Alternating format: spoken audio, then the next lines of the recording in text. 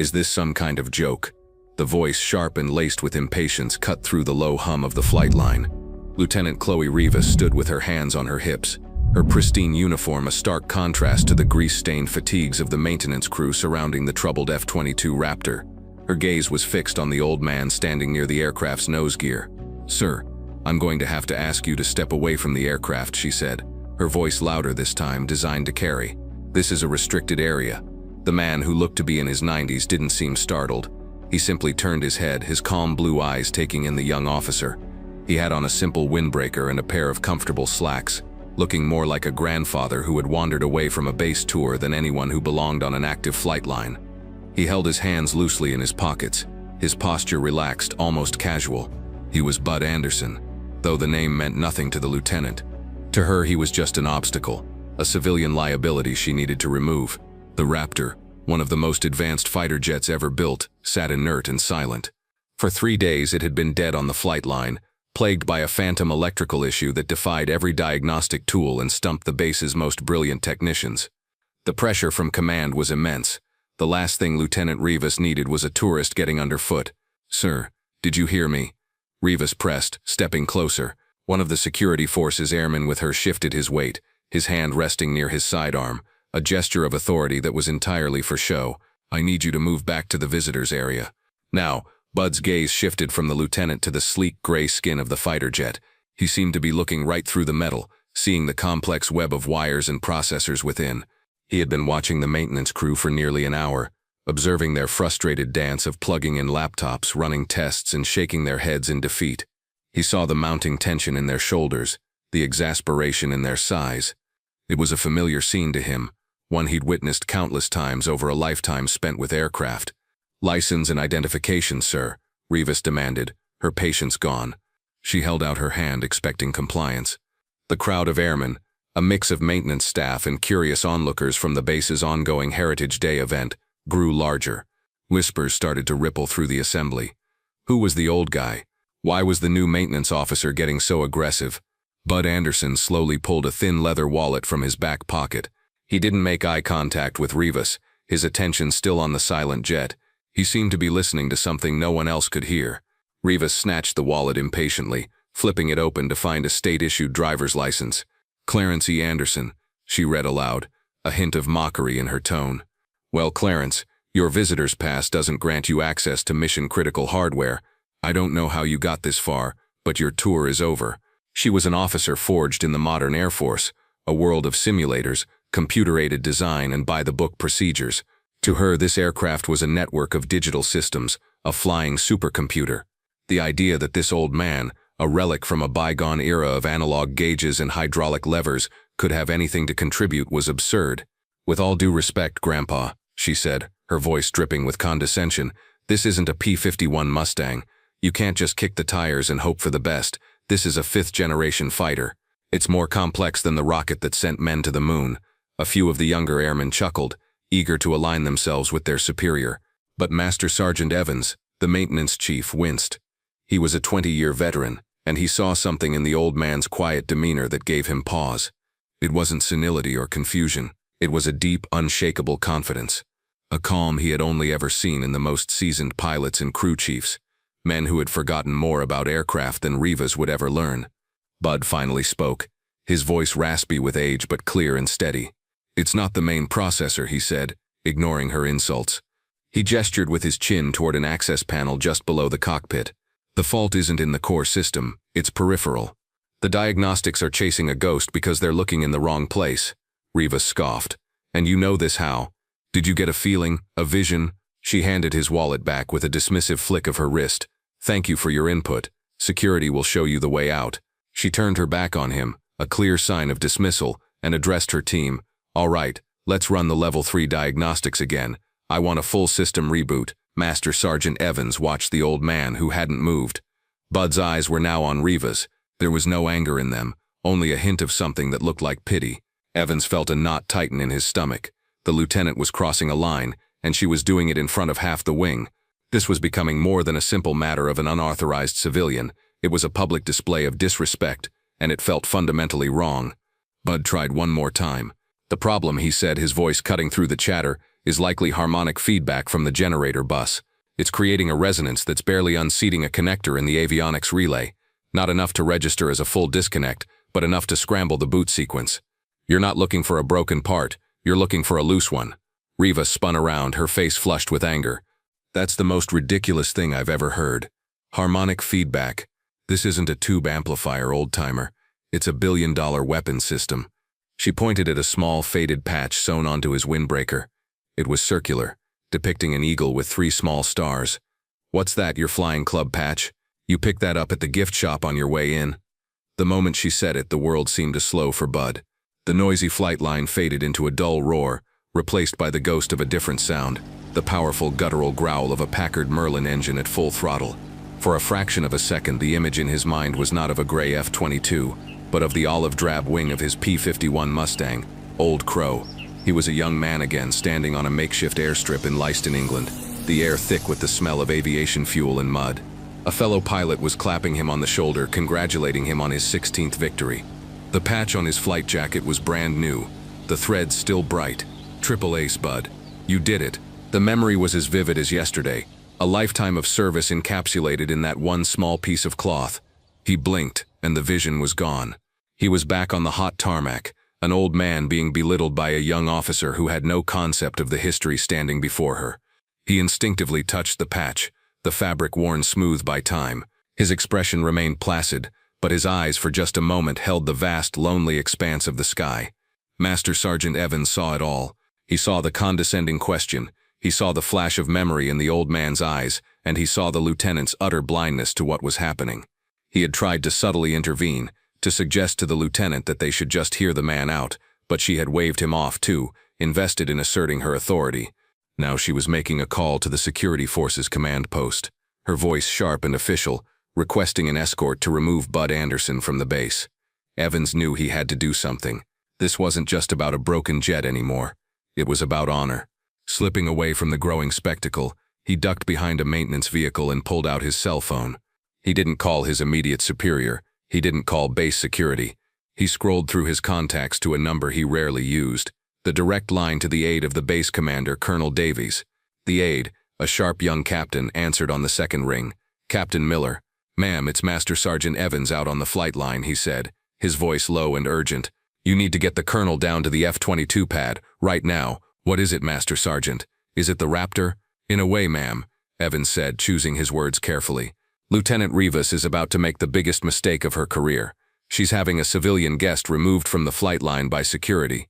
A civilian? The captain asked, her tone already shifting to annoyance. The colonel is hosting General Thompson. He can't be bothered with a tourist. Ma'am, Evans insisted, his voice firm. The civilian's name is Anderson, Bud Anderson. There was a sudden, profound silence on the other end of the line, the kind of silence that is heavier than any sound. When the captain spoke again, all traces of annoyance were gone, replaced by pure, unadulterated shock. Say that name again, Master Sergeant. Colonel C.E. Bud Anderson, ma'am. And Lieutenant Rivas is treating him like a trespasser. The line went dead. Evans didn't need a confirmation. He knew that a storm was about to break. He slipped his phone back into his pocket and turned back toward the scene, his expression grim. The cavalry was on its way. Inside the base commander's stately office, Colonel Davies was showing the visiting four-star general, General Thompson, a series of logistical charts. It was a routine, if high-level, briefing. The quiet atmosphere was shattered when Captain Miller burst into the room without knocking, her face pale. Colonel, General, I am so sorry to interrupt, she said, her voice breathless. Colonel Davies looked up, his brow furrowed with irritation. Captain, what is so important that it can't wait? Sir, we have a code red of a sort, she stammered, trying to find the right words. On the flight line, Lieutenant Rivas is in a confrontation with a guest. And, the colonel prompted, his patience wearing thin. The captain took a deep breath. Sir, the guest is Colonel Bud Anderson. The name hung in the air like a thunderclap. Colonel Davies, a man who had commanded entire wings and faced down congressional committees, felt the blood drain from his face. General Thompson, who had been idly tracing a supply route on a map, snapped his head up. His eyes, which had been placid moments before, were now wide with disbelief. Bud Anderson, the general asked, his voice a low rumble. Are you telling me the Bud Anderson is on our flight line right now? Yes, General, Captain Miller confirmed, and Lieutenant Rivas has called security forces to have him removed. The general was already on his feet, his chair scraping loudly against the polished floor. He snatched his service cap from the corner of the desk. "Colonel Davies," he commanded, his voice ringing with an authority that left no room for discussion. "Get me a vehicle. Now, let's go." Back at the grounded F-22, Lieutenant Rivas was playing her final card. A security vehicle had pulled up and two young airmen, barely out of their teens, approached cautiously. They looked from the stern, unyielding lieutenant to the calm, elderly man and seemed deeply uncertain. "I want this man removed from my flight line," Rivas ordered, pointing a rigid finger at Bud. "He is a security risk and is actively obstructing a mission-critical repair. Take his information. I'll be filing a formal complaint to have his base access permanently revoked." She turned to Bud, her expression a mask of triumphant disdain. "You've had your chance to leave quietly, sir. Now you'll be escorted out. Maybe a chat with the defenders will remind you what a restricted area means." This was her moment of victory, the final assertion of her control. The security airmen exchanged a nervous glance, clearly uncomfortable with manhandling a man who could be their great-grandfather. Suddenly, the piercing wail of a siren cut through the air, but it wasn't from a backup security car. A black command vehicle, the kind reserved for the highest-ranking officers, sped onto the tarmac, its tires squealing as it swerved to a halt just yards away. A golf cart carrying the 4-star general was right behind it. Before the vehicle had fully stopped, the passenger door flew open and Colonel Davies leaped out. He was a man on a mission, his face a thunderous mask of controlled fury. The general disembarked more slowly from his cart, his expression one of immense gravity and profound respect. The entire flight line froze. The hum of activity ceased. Maintenance crews stopped in their tracks. The two young security airmen snapped to attention, their eyes wide. Lieutenant Rivas's triumphant smirk dissolved, replaced by a look of utter confusion. What was happening? Colonel Davies marched with purpose, his eyes locked on Bud Anderson. He strode right past Lieutenant Rivas as if she were invisible, his polished boots eating up the concrete. He stopped directly in front of Bud, clicked his heels together, and rendered the sharpest, most profound salute of his entire career. "Colonel Anderson, sir," he boomed, his voice echoing across the now silent tarmac. "It is an honor to have you on my base. I am Colonel Davies. My deepest, most sincere apologies for any misunderstanding you may have experienced." General Thompson came to a halt beside him and executed an equally sharp salute. "Bud, you old son of a gun," the general said, his formal tone melting away into genuine heartfelt warmth as he lowered his hand. "I can't believe it's really you. What are you doing letting these youngsters give you a hard time?" A wave of collective shock washed over the crowd. Jaws dropped. Airmen exchanged stunned, disbelieving looks. Lieutenant Rivas's face cycled through a spectrum of emotions from confusion to dawning comprehension, and finally to a ghastly, sheet-white horror. The ground beneath her feet seemed to vanish. Colonel Davies turned to face the assembled personnel, his voice resonating with power and shame. "For those of you who do not know," he began, his gaze sweeping over the crowd before landing squarely on Rivas, "you are in the presence of a living legend. This is Colonel Clarence Bud Anderson, a World War II triple ace with 16 1/4 confirmed aerial victories. He flew 116 combat missions in his P-51 Mustang, Old Crow, and he did it without ever taking a single hit from enemy fire. He never had to turn back for any reason, not once." A murmur of pure awe rippled through the airmen. The name Old Crow was iconic, a piece of aviation lore they had all heard about. After the war, the colonel continued, his voice filled with reverence. He became a test pilot. He flew everything from the first jets to the F-104 Starfighter. He pushed envelopes and wrote the book on flight characteristics that we still study today. This man has more flight hours in more types of aircraft than everyone on this flight line combined. When he speaks about an airplane, any airplane, you listen. He paused, letting the weight of his words sink in. He is an American hero, and on my base he will be shown the respect he has earned 1,000 times over. The general then turned his attention to the mortified Lieutenant Rivas. His voice was not loud, but it was cold, sharp, and carried with an unnerving intensity. "Lieutenant, what is your name?" "Rivas, sir," she stammered, her voice barely a whisper. "Chloe Rivas." "Lieutenant Rivas," the general said, his eyes like chips of ice. "You have a great deal to learn about leadership, and even more to learn about respect. Not just respect for the rank on a person's collar, but for the history on whose shoulders you stand. You looked at this man and saw an obstacle. You saw an old man. We look at him and see one of the giants of aviation. You will report to my aide's office at 1600 hours. We are going to have a long talk about your future." Dismissed. He didn't need to shout. The quiet, surgical precision of his words was devastating. Riva stood frozen for a moment, her face a portrait of utter ruin before turning and walking away on unsteady legs. Just then, Bud Anderson stepped forward. He placed a gentle, calming hand on Colonel Davies' arm. "Easy, Colonel," he said, his voice soft. "The lieutenant is young, eager. She was just doing her job the way she was taught, protective of her aircraft. There's no fault in that." He turned to where Rivas had been standing, speaking loud enough for her to hear. "It's a complicated machine, Lieutenant," he said with surprising kindness. "I can see why you're so protective of it. You should be." The grace of his forgiveness was more profound and more shaming than the general's powerful rebuke. Then, Bud turned back to the silent F-22. He walked over to the access panel he had indicated earlier and tapped it lightly with his knuckle. "You know," he mused, a twinkle in his eye, "we had a similar ghost in the machine with the early F-104s. A harmonic vibration from the generator would ever so slightly unseat a specific relay in the fire control system. Drove us nuts for weeks." He glanced down at the faded triple ace patch on his windbreaker. For a second the scene flashed again. Not to a war-torn field in England, but to a sun-baked hangar at Edwards Air Force Base in the 1950s. A younger Bud in a test pilot's flight suit stood with a group of frantic engineers around a large schematic of the F-104 starfighter. His finger was pointing decisively to a small, unassuming relay in a complex wiring diagram. The same principle, the same problem, separated by 70 years of aviation technology. The wisdom was timeless. Master Sergeant Evans, who had been watching with a sense of vindicated awe, needed no further prompting. "Sergeant Miller," he barked at his best avionics technician. "Get a toolkit, open panel 2B7, right where Colonel Anderson indicated." The technician, moving with a newfound sense of purpose, quickly unlatched the panel. Inside was a dense nest of wires and connectors. He carefully followed the path Bud had suggested, his light tracing the bundles.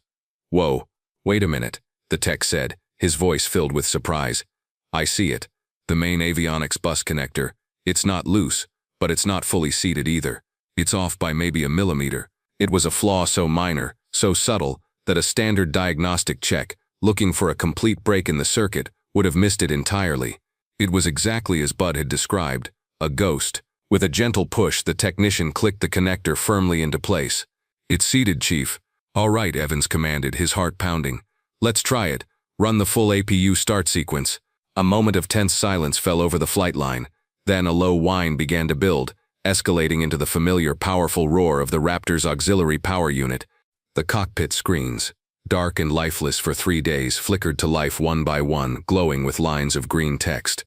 All systems nominal, all checks green. The F-22 was alive. A spontaneous cheer erupted from the assembled crews. It was a sound of relief, of triumph, and of deep respect for the old man who had seen what millions of dollars of technology could not. In the days that followed, the story of Bud Anderson and the Raptor spread like wildfire across the base and beyond.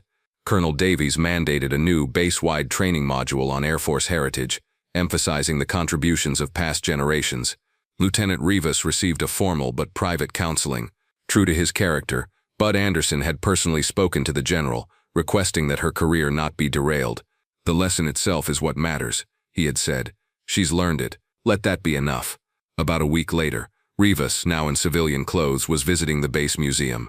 She was looking at a black and white photo of a P-51 Mustang with the words "Old Crow" painted on its nose when she saw him.